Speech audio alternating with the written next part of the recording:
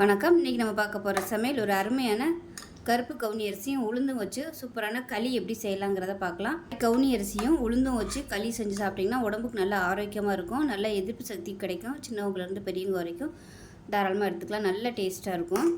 எலும்புகள் நல்லா ஸ்ட்ராங்காகும். மூட்டு வலி இடுப்பு வலி உள்ளவங்க இது மாதிரி செஞ்சு சாப்பிடுங்க, சூப்பராக இருக்கும், நல்ல ஆரோக்கியமாகவும் இருக்கும்.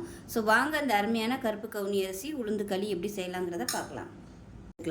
இதில் பார்த்தீங்கன்னா 1/4 கிலோ அளவுக்கு கருப்பு கவுனி அரிசி எடுத்திருக்கேன்.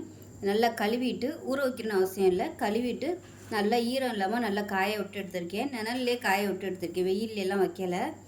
இப்போ இதை நல்லா வறுத்துக்கலாம். அரிசி நல்லா பொரிஞ்சு வரணும்.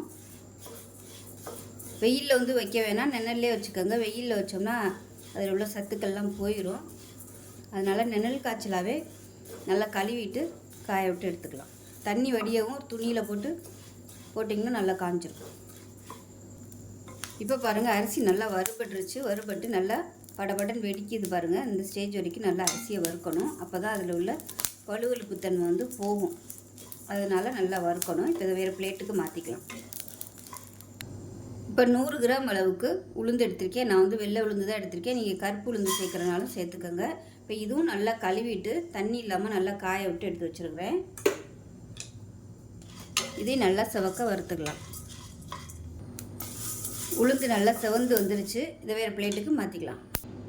இப்போ இது நல்லா ஆறட்டும். ஆறினதுக்கப்புறம் பார்க்கலாம். இப்போ நல்லா ஆறிடுச்சு. இதில் 1 டீஸ்பூன் போல் சுக்குத்தூள் சேர்த்துக்கலாம். நான் தூளை வச்சுருக்கனால இதில் சேர்த்துருக்கேன். உங்கள்கிட்ட முழுசாக இருந்துச்சுன்னா வறுத்துக்கோங்க. விரல் நீள சைஸுக்கு சுக்கு நல்லா தட்டிட்டு கடாயில் போட்டு வறுத்துட்டு இதோடு சேர்த்துக்கோங்க. அதே மாதிரி 2 ஏலக்காயும் லேசாக வறுத்துட்டு சேர்த்துக்கோங்க. இது ஏற்கனவே வறுத்தது. இப்போ இதை மிக்சி ஜாரில் போட்டு நல்லா குறன்னு அரைச்சிக்கணும். அதாவது ரொம்பவும் நைஸாக இல்லாமல் ரொம்பவும் திரியாக இல்லாமல் ஒரு ரவை பதத்துக்கு அரைச்சிட்டு பார்க்கலாம். இப்போ பொடி அரைச்சிட்டு வந்தாச்சு பாருங்கள். ரொம்பவும் நைஸாக இல்லை, ஆனால் அதே சமயம் கொஞ்சம் நெருன்னு இருக்குது. அந்த மாதிரி அரைச்சி எடுத்துக்கணும். இப்போ நல்லா ஆற விட்டு ஒரு டப்பாவில் ஸ்டோர் பண்ணி வச்சிங்கன்னா நமக்கு எப்பப்போ தேவையோ அப்போ நம்ம யூஸ் பண்ணிக்கலாம்.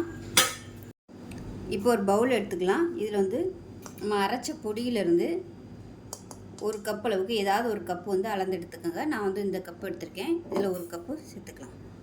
இப்போ எந்த கப்பில் எடுத்தோமோ அதே கப்பில் 3 கப் அளவுக்கு தண்ணி சேர்த்துக்கலாம்.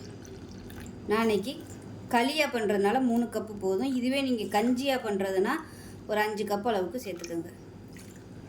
இப்போ 3 கப்பு சேர்த்துட்டேன். இப்போ இது கரைச்சிக்கலாம். இப்போ இதை கட்டி இல்லாமல் கரைச்சிக்கலாம். கரைச்சிட்டு தான் நம்ம கேஸை ஆன் பண்ணி கொதிக்க விடணும். இப்படியே நம்ம கேஸில் டைரெக்டாக விட்டோம்னா டக்குன்னு கட்டி பிடிச்சிரும். அதனால் நல்லா கரைச்சி விட்டுட்டு கேஸ் ஆன் பண்ணிக்கலாம். இப்போது நான் வேறு ஒரு கடாய் வச்சுக்கிறேன். இப்போ கேஸ் ஆன் பண்ணிக்கலாம்.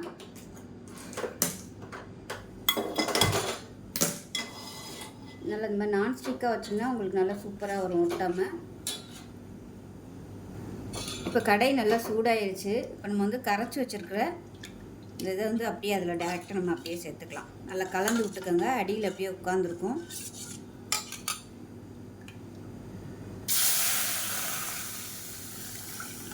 கலந்து விட்டுட்டு கைவிடாமல் கொஞ்சம் நேரம் கிளறிக்கிட்டே இருக்கலாம். டக்குன்னு கெட்டியாயிரும். நான் இந்த அடியில் கொஞ்சம் அப்படியே செட்டில் இருக்கிறதுனால கொஞ்சமாக தண்ணி ஊற்றி அதை அப்படியே சேர்த்துக்கிறேன். தண்ணி ரொம்ப ஊற்றலை, கொஞ்சம் தான் ஊற்றிருக்கேன். இது நல்லா அப்படியே சுருண்டு வரட்டும், வேகணும். கைவிடாமல் இது மாதிரி கிளறிக்கிட்டே இருங்க. இல்லைன்னா உங்களுக்கு அப்படியே கெட்டி ஆயிரும், அடியில் போய் செட்டில் ஆயிரும். அதனால் அப்படி கிளறிக்கிட்டே இருந்தீங்கன்னா தான் உங்களுக்கு ஒன்று சொன்னாப்பில் நல்லா உருண்டு வரும். இல்லைன்னா அங்கங்கே அப்படியே கட்டியாக இருக்கும்.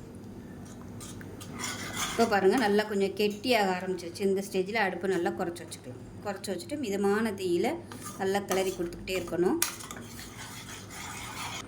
இப்போ பாருங்கள், ஓரளவுக்கு நல்லா அப்படியே சுருண்டு வந்துருச்சு பாருங்கள். இந்த ஸ்டேஜ் வரைக்கும் நல்லா மீடியமான ஃப்ளேமில் கிளறி விட்டுக்கோங்க. இப்போ நம்ம கருப்பட்டி பாகு சேர்த்துக்கலாம். அதாவது பாகு இல்லை, தண்ணியில் நான் கரைச்சி வச்சுருக்கேன். ரொம்பவும் தண்ணியாக இல்லாமல் ரொம்பவும் கெட்டியாக இல்லாமல் கரெக்டான பதத்துக்கு கரைச்சி வச்சுருக்கேன். பாகை எடுத்தோம்னா ரொம்ப கெட்டியாக போயிடும். நான் 1 கப் அளவுக்கு எடுத்திருக்கேன். இது உங்களோட ஸ்வீட்னஸ்க்கு தகுந்த மாதிரி நீங்கள் சேர்த்துக்கோங்க. இந்த மாதிரி பாகை எடுத்து வச்சிட்டோம்னா நம்ம களி கிண்டுறதுக்கு ரொம்ப ஈஸியாக இருக்கும். இல்லைன்னா அந்த டயத்தில் நம்ம உட்காந்து அதை தட்டிக்கிட்டு அதுக்கப்புறம் அதை வடிகட்டி சேர்க்குற மாதிரி இருக்கும். முன்னாடியே இந்த ப்ராசஸ் நம்ம செஞ்சு வச்சிட்டோம்னா ஃப்ரிட்ஜில் வச்சுக்கிட்டிங்கன்னா உங்களுக்கு ரொம்பவே ஈஸியாக இருக்கும் இந்த களி கிண்டுறது. இது நல்லா மிக்சிங் ஆகட்டும். ஸோ கருப்பட்டி சேர்த்திங்கன்னா தான் உங்களுக்கு நல்ல பலன் கிடைக்கும். முடியாத பட்சத்துக்கு நாட்டு சக்கரை வந்து சேர்த்துக்கோங்க. சேர்க்குறதா இருந்தால் இதே மாதிரி 1 கப் அளவுக்கு சேர்த்துக்கலாம். இப்போ 1 கப் அளவுக்கு நல்லெண்ணெய் சேர்த்துக்கலாம். கொஞ்சம் கொஞ்சமாக ஊற்றிக்கலாம், மொத்தத்தையும் ஊற்றிட வேணாம். இப்போ கிளறி விட்டுக்கலாம். ஸோ நெய் கலக்கிறதுனாலும் இதில் வந்து பாதி பாதி நெய்யும் நல்லெண்ணெயும் கலந்து கூட நீங்கள் செஞ்சுக்கலாம். நல்லாயிருக்கும். நெய் சேர்த்திங்கனாலும் நல்லாயிருக்கும். அதை நல்லா கிண்டி கொடுத்துக்கலாம். இது நல்லா கிளறி விட்டுட்டோம்னா இந்த எண்ணெய் எல்லாத்தையுமே உள்ளே இழுத்துக்கிறோம். அதுக்கப்புறமா அந்த எண்ணெய் ஃபுல்லாக வெளியே வந்துடும். அந்த ஸ்டேஜ் வரைக்கும் நல்லா கிளறணும்.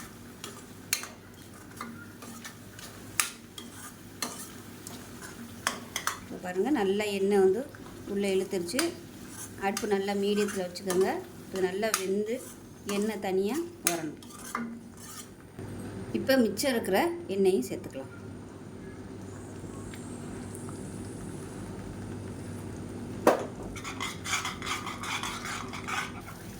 இப்போ பாருங்கள், நல்ல ஒரு அல்வா பதத்துக்கு வந்துருச்சு பாருங்கள். இப்படி மடித்தோம்னா மடிப்பு பதம் வரணும். விட்டிங்கன்னா அந்த ஓரம்லாம் வந்து அப்படியே எண்ணெய் கசியுது பாருங்கள். இதுதான் பதம். இந்த பதம் வர வரைக்கும் நல்லா கிளறி விட்டுட்டு, இது வந்து ஆப்ஷனல் தான். உங்களுக்கு அந்த நெய் ஃப்ளேவர் பிடிக்கும்னா சேர்த்துக்கலாம். ஏன்னா வெறும் நல்லெண்ணெய் சேர்க்கையில் லைட்டாக கசப்பு தன்மை வரும். அதுக்கு பதிலாக நீங்கள் இந்த நெய் சேர்த்திங்கன்னா நல்லாயிருக்கும். லாஸ்ட்டாக இறக்க போகையில் நெய் சேர்த்துக்கணும். அவ்வளோதான். இப்போ கேஸ் அமர்த்திட்டு சூடாக இருக்கையிலே சாப்பிட்டிங்கன்னா ரொம்பவே சூப்பராக இருக்கும். ஃப்ரிட்ஜில் வச்சாலும் ஒரு 4-5 நாளைக்கு வச்சு சாப்பிட்லாம், ஒன்றுமே ஆகாது. காலையில் வெறும் வயிற்றில் பொம்பளை பிள்ளைகளுக்கு இது மாதிரி செஞ்சு கொடுங்க, ரொம்பவும் நல்லது. வெறும் வயிற்றில் வந்து செஞ்சு சாப்பிடும்போது தான் இதோட சத்து வந்து நல்லா உடம்புல ஏறும். ஸோ அதனால் காலையில் வெறும் வயிற்றில் செஞ்சு கொடுங்க. அல்வா மாதிரி இருக்கும். இது விருப்பப்பட்டால் நீங்கள் எண்ணெய்க்கு பதிலாக ஃபுல்லாக நல்லெண்ணெய் கூட, அதாவது நெய் கூட சேர்த்திங்கன்னா அப்படியே அல்வா மாதிரியே இருக்கும். சூப்பராக இருக்குது பாருங்கள். ஆறுச்சுன்னா நல்லா கெட்டியாக வந்துடும். இப்போ நமக்கு அருமையான கவுனி அரிசி களி ரெடி ஆயிடுச்சு. ஆறுச்சுன்னா நல்லா இன்னும் கெட்டியாக வந்துடும். சூப்பராக இருக்கும். ஸோ இந்த வீடியோ பிடிச்சிச்சின்னா லைக் பண்ணுங்கள், கமெண்ட் பண்ணுங்கள், சேனலை சப்ஸ்கிரைப் பண்ணுங்கள், பக்கத்தில் உள்ள பெல் பட்டனையும் ப்ரெஸ் பண்ணுங்கள். நன்றி.